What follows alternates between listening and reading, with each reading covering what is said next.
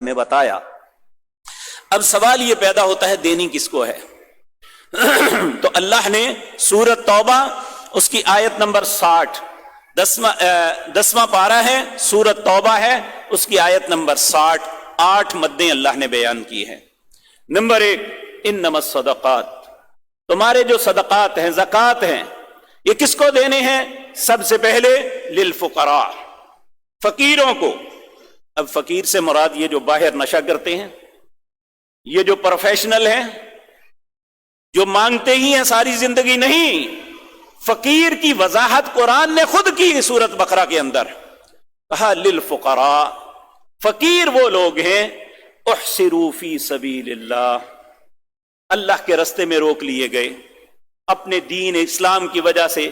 جس طرح برما کے مسلمان، کشمیر کے مسلمان، فلسطین کے مسلمان، یا کہیں پہ بھی کسی کو اسلام کی وجہ سے محصور کر دیا جائے، اس کے جو ہے معاش کے ذرائع کو بند کر دیا جائے، تو یہ سب سے پہلے فقر میں یہ لوگ آتے ہیں. للفقراء الذین احصروا فی سبیل اللہ. نمبر 2، لا یستطیعون ضربا فی الارض، وہ زمین میں یعنی مزدوری کرنے کی طاقت نہیں رکھتے، اپاہج ہیں، نابینا ہے، لنگڑا ہے، لولا ہے، یا اتنا لاغر جسم ہے کہ وہ بیچارہ مزدوری نہیں کر سکتا، یا بیماری نے اسے توڑ کے رکھ دیا کہ وہ مزدوری نہیں کر سکتا. دوسرا فقیر وہ ہے، پہلا احصروا فی سبیل اللہ، دوسرا لا یستطیعون ضربا فی الارض، اور تیسرا سفید پوش، مانگتا نہیں. دیکھنے والا یہی سمجھتا ہے من الاغنیاء، یہ تو غنی آدمی ہے، نہ تو وہ ہاتھ پھیلاتا ہے، لیکن ان کے چہروں کی پریشانی دیکھ کے انسان کو احساس ہوتا ہے اس کو کوئی دکھ ہے. اس لیے میرے پیارے بھائیوں، ہمیں حکم ہے، پہلی بات تو جب گھر میں اچھا کھانا پکاؤ تو اس میں کچھ تھوڑا سا شوربہ زیادہ کر لو اپنے پڑوسی کے لیے، کہ ہمارے گھر میں تو بڑی خوبصورت خوشبوئیں آئیں، بنے ہوئے گوشتوں کی اور بے شمار لوازمات کی، اور ہمارا پڑوسی جو ہے ایک گلاس پانی کے لیے بھی ترستا ہو. تو پھر اس بات پہ اللہ نے ہمیں پوچھنا ہے کہ تم نے تو بڑے اچھے طریقے سے کھایا، تیرے بچے تو سیر ہو گئے، تم نے بڑا ہوا پکڑ کے ڈسٹ بن میں ڈال دیا، تمہیں اپنے پڑوسی کا خیال نہ آیا. اسی طرح ہمارے رشتہ داروں کے اندر ایسے لوگ ہوتے ہیں جو بہت ہی، ہمیں احساس ہوتا ہے، پتہ ہوتا ہے، لیکن نہیں دیتے رشتہ داروں کو. جبکہ یہ بات یاد رکھیں، جو صدقہ ہے یا زکوٰۃ ہے، اس کا سب سے زیادہ اجر اس بندے کو ملے گا جو اپنے سب سے قریبی عزیز کو دیتا ہے. اگر آپ رشتہ دار کو دیں گے تو 2 ثواب ملیں گے. ایک ثواب جو آپ نے صدقہ کیا، دوسرا ثواب آپ نے صلہ رحمی کی، رشتہ داروں کا حق پہچانا، اللہ 2 اجر عطا فرمائیں گے. اگر کسی عام مسکین کو دیں گے، عمومی طور پہ بھائی پوچھتے ہیں کیا بھائی کو زکوٰۃ دی جا سکتی ہے؟ سب سے پہلا حق اس کا ہے. اگر بھائی غریب ہے، بھائی مسکین ہے، بہن بیوہ ہو گئی ہے، تو کسی مدرسے، کسی ہسپتال کا کوئی حق نہیں، سب سے پہلے حق ان کا ہے. آپ ان کو دیں. آپ کے بہن بھائی آپ کی دولت مندی کی وجہ سے تڑپتے نہ رہیں، بلکہ سکون کی زندگی حاصل کریں. میں بہت سے ایسے لوگوں کو دیکھا جو اپنے رشتہ داروں کو کھڑا کرتے ہیں، اللہ اس تیزی سے مال میں ترقی انہیں دیتے ہیں کہ وہ خود حیران ہو جاتے ہیں کہ میرے ساتھ یہ ہو کیا رہا ہے. صرف اس وجہ سے کہ انہوں نے اپنے عزیز و اقارب کو تڑپتے ہوئے نہیں چھوڑا، بلکہ ان کو دھارس دی، انہیں کھڑا کیا، انہیں کاروبار کروائے. یہ ضروری نہیں کہ آپ ٹکا ٹکا روپیہ 10 روپے 50 100 بانٹتے رہیں. آپ کسی ایک اپنے عزیز کو کھڑا کر دیں، یہ بہت بڑی بات ہوگی آپ کے لیے. لیکن یہاں یہ بھی بات ہے کہ بہت سے لوگ سمجھتے ہیں ہمارے رشتہ دار ہمیں دے دیتے ہیں آرام سے بیٹھ کے کھاؤ، اگلے سال پھر دیکھا جائے گا. یہ یاد رکھیں، اللہ کے ہاں انسان مسکین نہیں مجرم بن جاتا ہے. تو ہمیں اگر کوئی انسان کسی معاملے میں کسی مسکین غریب کی مدد کرتا ہے، اسے چاہیے کہ وہ اپنے قدموں پہ کھڑا ہو.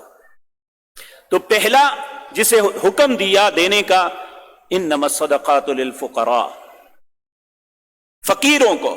نمبر 2 والمساکین، مسکینوں کو. اور یہاں ایک بات ذہن میں آ گئی پیشہ ور فقیروں کے متعلق. ایک مرتبہ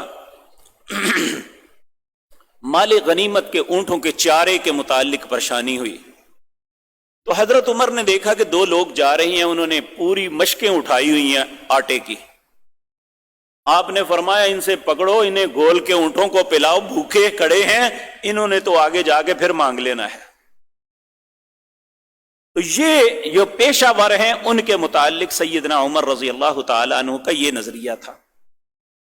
اس لیے صرف پیسے دے دینا یہ نہیں، بلکہ تحقیق کرنا، جس طرح رسول اللہ نے اس فقیر کو کہا تھا کہ میں تیرے متعلق تحقیق کروں گا، اگر تیرا حق بنتا ہوا تو ضرور دوں گا، وگرنہ نہیں. اس طرح جو مال دینا ہے تو صرف پھینکنا نہیں، بلکہ حقدار کو دینا ہے. اور یہ بھی نہیں سوچنا کہ میں لوگوں کے سامنے دوں.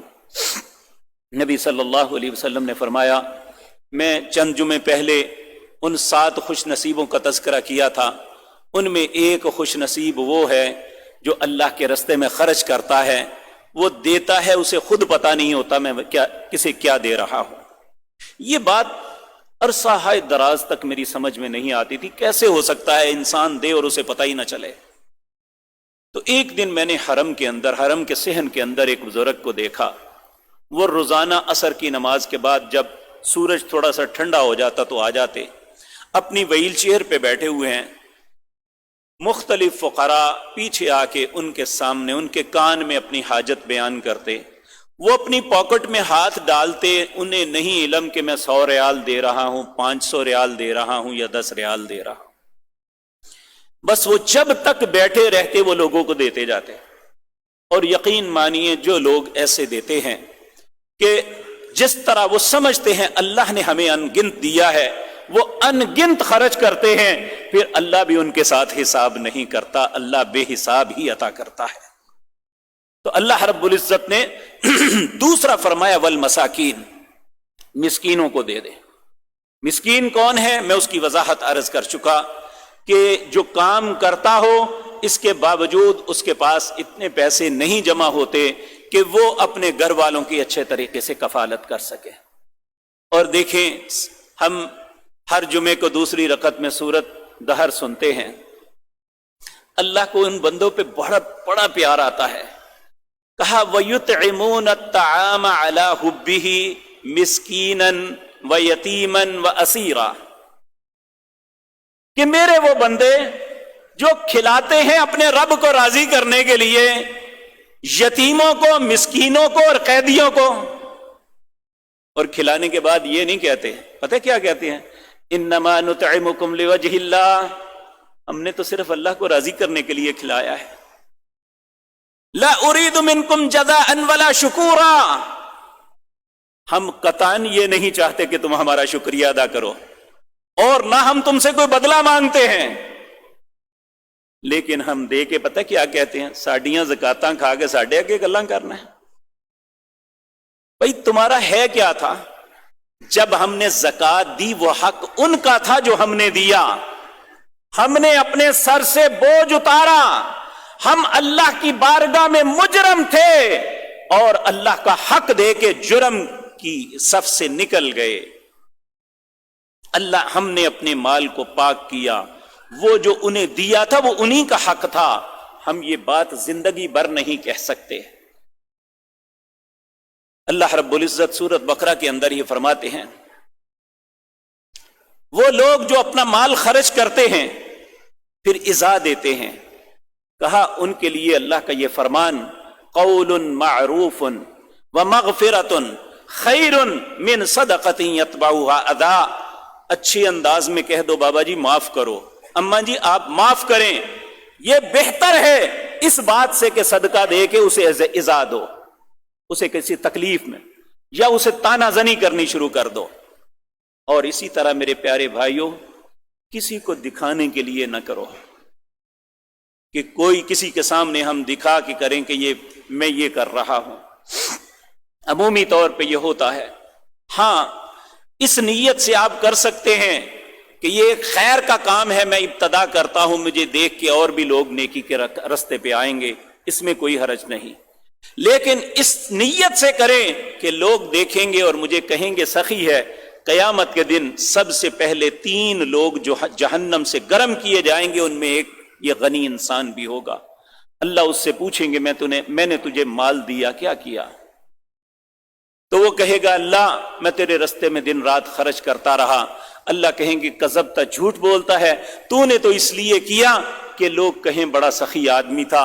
اس لیے میں اللہ کا واسطہ دے کے کہتا ہوں، اپنے گھر، اپنی دکان، اپنی فیکٹری کے دروازے پہ لائنیں نہ لگوائیں، حقدار کو ان کا حق ان کے گھر تک پہنچائیں، کیونکہ یہ دکھاوے کا معاملہ یہ انسان کے لیے بڑا خطرناک بن جائے گا۔ اللہ ہمیں محفوظ فرمائے۔ تیسری مد والعاملین، سرکاری اسلامی حکومت کے اندر، سرکاری محکمے میں جو لوگ عمل کرتے ہیں، کام کرتے ہیں، زکوٰۃ کی مد میں سے انہیں تنخواہ دی جا سکتی ہے۔ والمؤلفۃ قلوبہم، اور جن کے دل اسلام، ایسے غیر مسلمان، ایسے نان مسلم، انہیں زکوٰۃ دی جا سکتی ہے جن کے دل اسلام کی طرف مائل ہیں۔ جو اپنے مذہب پہ سٹک ہیں انہیں زکوٰۃ نہیں دی جا سکتی۔ ایسے غیر مسلمان انہیں زکوٰۃ دی جا سکتی ہے جس کا دل اسلام کی طرف مائل ہے، ہماری ہیلپ سے وہ اسلام کی طرف مائل ہو کے مسلمان ہو جائیں گے، انہیں بھی زکوٰۃ دی جا سکتی ہے۔ وفی الرقاب، اللہ اکبر، گردن چھڑانا۔ اس زمانے میں تو غلام تھے جن کی گردن چھڑائی جا سکتی تھی، آج مقروض کی گردن کو چھڑانا یہ زکوٰۃ سے کیا جا سکتا ہے۔ لیکن مقروض کون سا؟ جس نے بینک سے قرضہ لے کے سود پہ پیسے لیے تھے، اب وہ کرائسس میں آ گیا، یہ نہیں، جو کام کرتے ہوئے بیچارہ کسی معاملے میں کرائسس میں آیا، اسے گھاٹا پڑ گیا، ایسا مقروض آدمی وفی الرقاب، اس کی گردن کو آزاد کروانا، یہ اس سے کر سکتے ہیں۔ والغارمین، اور جسے چٹی پڑ جائے۔ چٹی کیا ہے؟ کہ آپ منصف بنے ہیں، آپ نے کہا اگر یہ پیسے نہیں دے گا تو میں دے دوں گا، وہ مکر گیا، نہیں دے رہا، اللہ نے کہا اب تم نے اپنا عہد پورا کرنا ہے، چاہے اپنی زکوٰۃ سے دے دو یا لوگوں سے زکوٰۃ لے کے پیسے دے دو، جو عہد اللہ کے نام پہ کیا تھا اسے تم نے پورا کرنا ہے۔ تو اگر چٹی پڑ جائے انسان کو ایسے کسی بھی معاملے میں، اس نے نہیں دینے تھے، کسی کی ضمانت دے بیٹھا، تو اسے چاہیے کہ اس ضمانت کو بھرے، چاہے اپنی زکوٰۃ کے پیسوں سے یا لوگوں سے لے کے، وفی سبیل اللہ، اللہ کے رستے میں۔ یہ بڑا وسیع موضوع ہے۔ آپ ایک ہسپتال بناتے ہیں، اس میں غرباء، مساکین اور عوام الناس کا علاج مفت کرتے ہیں، ایسے ہسپتال کو دی جا سکتی ہے، کیونکہ یہ بھی اللہ کے لیے کیا جاتا ہے، انسانیت کی خدمت کے لیے۔ اسی طرح مدارس، جہاں اللہ کے قرآن کی تعلیم دی جاتی ہے تاکہ اللہ کے دین کو پھیلایا جا سکے، آپ انہیں دے سکتے ہیں۔ اسی طرح علی ھذا القیاس، بعض ہمیں تاریخ کی کتابوں میں ملتا ہے کہ بعض خلفاء نے جب زکوٰۃ کی رقم ہوئی تو اس سے راہداریاں بنائیں۔ تو اسی طرح وابن السبیل، مسافر، یہ آج کل ایک کاروبار بن گیا ہے کہ میں فلاں جگہ سے آیا، میری جیب کٹ گئی۔ اگر واقعتاً کو مسافر، اس کے پاس توشہ ختم ہو گیا تو زکوٰۃ کے مال، چاہے وہ اپنے گھر میں امیر کیوں نہیں، اسے زکوٰۃ کے مال میں سے گھر جانے تک اسباب دیے جا سکتے ہیں۔ فریضۃ من اللہ، اللہ فرماتے ہیں یہ اللہ کی طرف سے فریضہ ہے۔ واللہ علیم حکیم، اللہ جاننے والے اور حکمت والے ہیں۔ تو میرے عزیز بھائیوں، یہ اسلام کے مالیاتی نظام میں ایک مالیاتی دنیا کا نظام ہے جس میں خود غرضی اور دوسرے کے مال کو چھیننا، اپنے معاملات کا تحفظ، صرف یہی سوچ ہوتی ہے۔ لیکن اسلام کے مالیاتی نظام میں یہ ہے کہ تم دوسرے کے ساتھ خیر کرو، تمہارا رب تمہارے ساتھ خیر کرے گا۔ اللہ یہ باتیں مجھے اور آپ کو سمجھنے کی توفیق عطا فرمائے۔ یاد رکھیں، اس زکوٰۃ کو چٹی سمجھ کے نہ دینا۔ قیامت کی نشانیوں میں ایک نشانی ہے کہ لوگ زکوٰۃ کو چٹی سمجھ کے دیں گے، یہ ہم پہ مصیبت پڑی۔ خوش دلی سے دو، اللہ خوش دلی سے تمہارے رزقوں میں برکت عطا فرمائے گا۔ اللہ جن کو نہیں دیا، اے اللہ اپنی رحمتوں سے انہیں وسعتیں عطا فرما دے۔